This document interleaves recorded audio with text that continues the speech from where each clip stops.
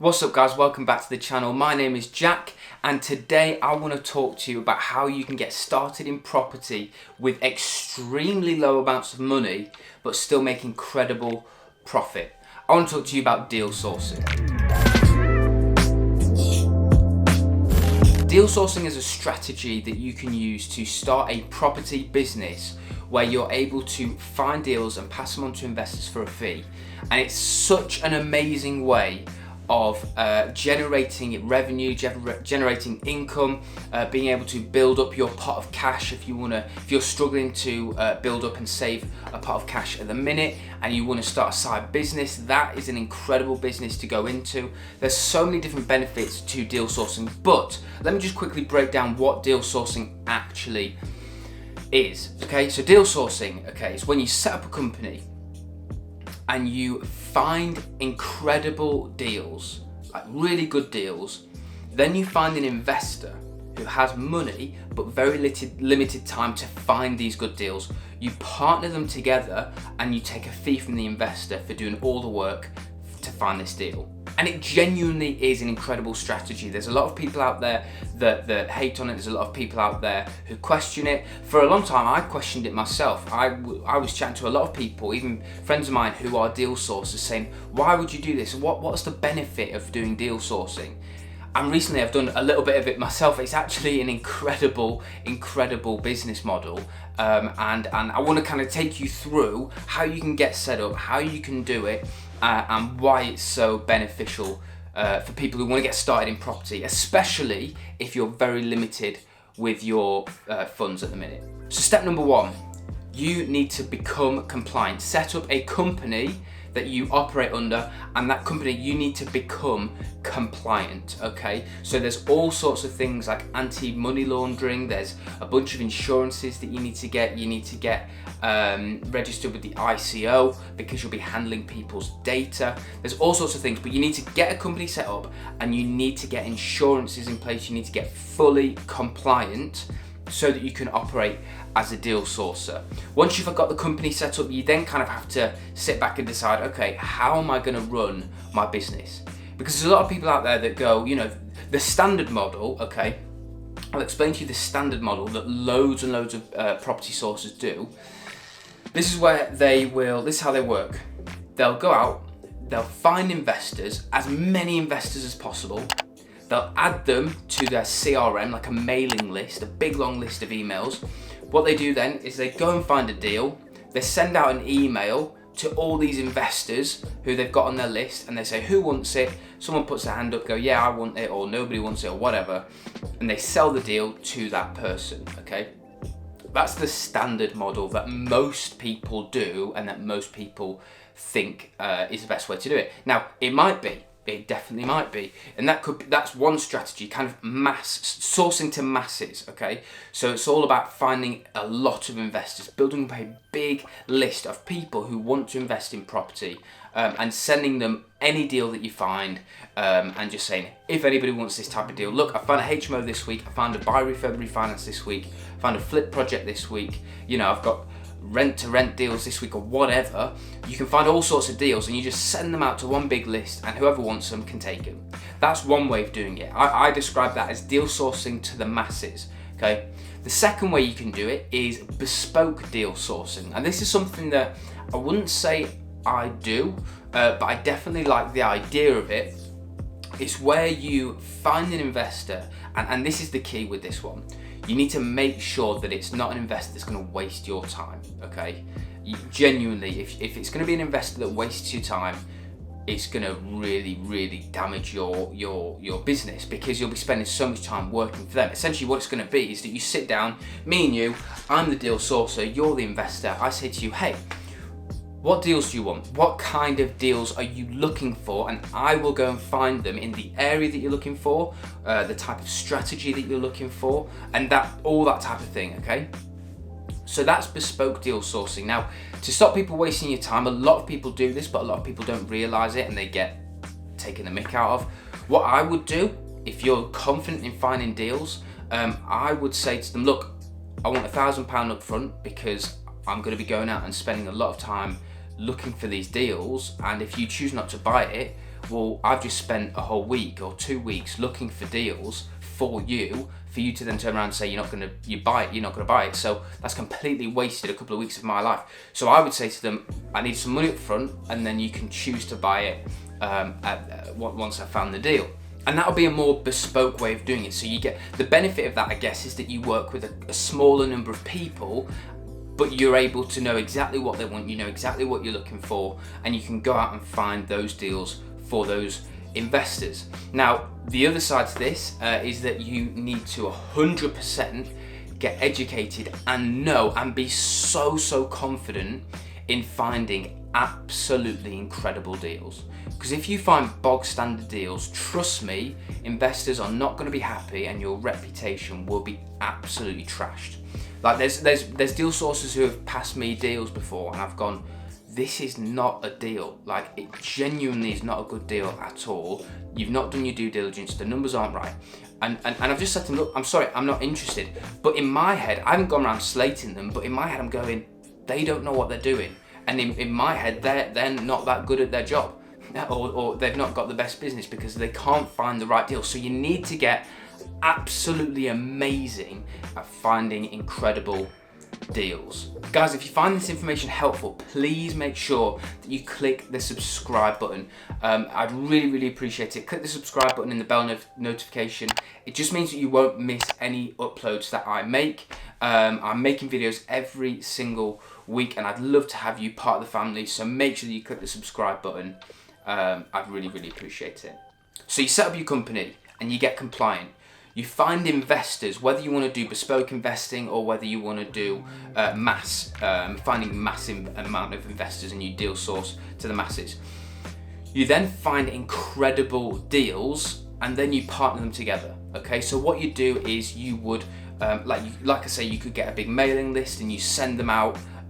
Send out the deals just to highlight numbers. This is how much the purchase price is, this is what the cost is of the refurb, this is what the end value will be. They can look at it and go, okay, I like those 3 numbers, they're good, I want it. And you can send them more information, you can send them the actual deal. Now, one of the things that I would suggest 100% is using what's called an NDA, a non-disclosure agreement. This is just a contract that basically says, if I'll send this to you, you sign it, and it basically says that once you sign that and you hand it back to me, what the information that I pass you, this deal that I pass you, if you decide not to buy it, you can't just turn around, go to the estate agent or the seller direct and get it yourself. Okay, if you do that, I can sue you and take you to court. So it's just a contractual agreement, and it's absolutely normal. It's very worthwhile doing, because it stops people, again, taking advantage of you and going, no, I don't want to buy the deal, handing it back to them, not paying the deal sourcer, and then just going and getting the deal themselves. So an NDA is really important, and I would say it's vital when working with investors, just to protect yourself and keep yourself safe. Now, what you do is, if they say they're interested, you could send them a nice pack with the pictures, the link, if it's on Rightmove or anywhere else on the internet, you can send them a link to the deal. You can send over builder's quotes. If it's going to cost money to do a refurb, you can send over the details there. If it's then going to be a rental, what is the rental demand in the area, and proof that you've done your research around the fact that it will rent out or that it will sell. How buoyant is the market in the area? So you send across all this information to basically fill the investor with confidence, so they are well informed and confident in the deal, and that you have done your research to prove that you've done your research. So you send them across this investor pack, and if they say, yep, great, I want to go ahead, I want to do the deal, then great. You then exchange the money, pass them the deal, pass them the contact, and they can go and get that deal for themselves. Now, there's a few extra little bits that some people, deal sources, like to offer, one of which is quite common. It's that they will be project managers.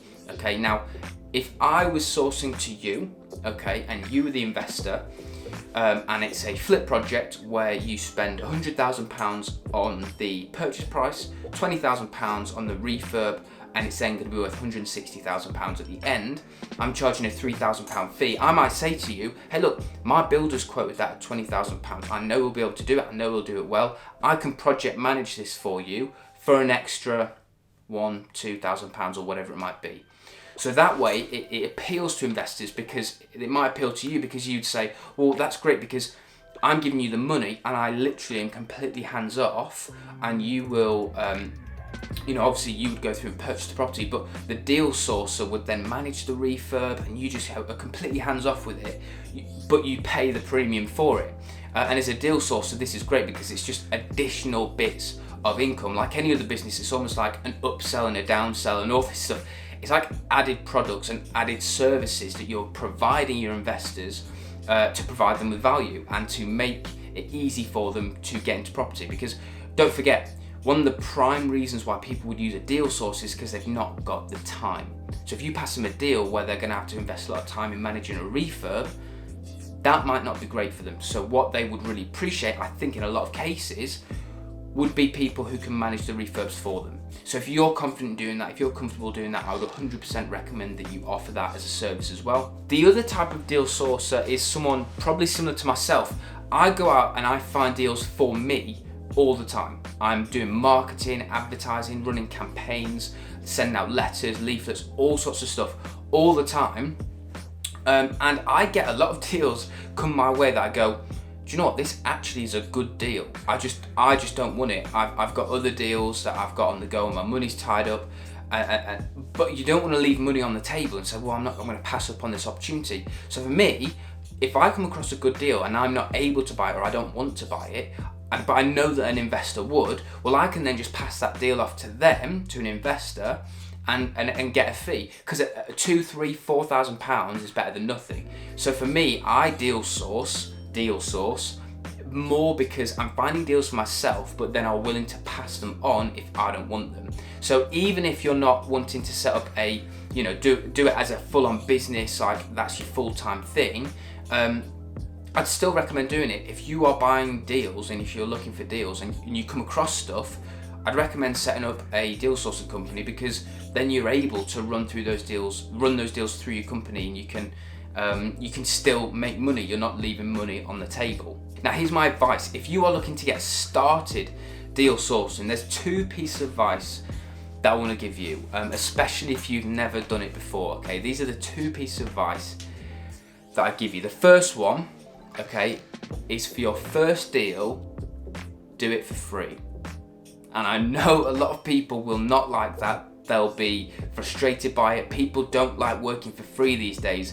But genuinely, it will pay off massively, because you'll then have an investor who, if they're happy with it, will then pay you for more deals. They'll also give you a testimonial. You'll build up your experience. Do you know what I mean? Without charging thousands of pounds. If you're not that confident in yourself, then you shouldn't be charging thousands of pounds if you're not confident in the deal. But if you could pass it to someone, as an investor, who can do also some due diligence on it and say, yeah, this is a great deal, thanks. I'll give you a testimonial, I'll buy another deal off you, or whatever. I would offer doing it for free, because it gets you experience, it gets your foot in the door, and it just shows it can help build your reputation early on. The second thing, right, when looking for investors, don't go to property investing network meetings. The reason being is that everybody there, okay, the last time I went, I'm pretty sure 75 or 80% of people that were there were other deal sources looking for investors. The other 20% were probably staff. Do you know what I mean? It's like, it's not the place to be finding investors, purely because there's so many deal sources out there handing out business cards saying, oh, I found you your deal, I found you your deal. And it's just a ridiculous place to find investors, in my opinion. Okay, the first thing I'd do is go to social media. I'd shout about what you're doing and what you're looking to do. I'd speak to people in your friendship circles, your family, because you genuinely might find an investor in your family. I would post on social media, like I said, and you can have, you can get into Facebook forums, go to business networking events, all this type of stuff. Just don't go to property networking events, because those people either can find deals themselves or are deal sources. It's very rare that you'll find an investor that will buy a deal off you from a property networking event. That's my personal experience. You might have a different experience, and that's fine. Correct me if I'm wrong. That's my experience. But I would really suggest, if you're looking to find investors, use your circles, use your social media, and go to networking events, but business networking events, where you're going to connect with high net worth individuals who want to park money into property but don't have the time to do it. You've just got to think like that. Like any other business, where is my end user going to be? Where's my client going to be? Okay, they're not going to be at property networking events. They're going to be at business networking events. They're going to be in your inner circle. They're just going to be people that you know and that people can connect you with, who want to put money into property but just don't have the time. That's my advice. This video, guys, is just a little video to explain a little bit about deal sourcing. I know there's so much about deal sourcing that I can't cover, unfortunately, in one video, because I'd be here forever, but that kind of gives you an umbrella overview of deal sourcing and how you can get started, and a couple of little tips there as well. If you found this video helpful, make sure that you click the like button. Also, make sure that you subscribe and click the bell notification so you don't miss an upload. Guys, it's been amazing to have you with me again, and I will see you in the next video.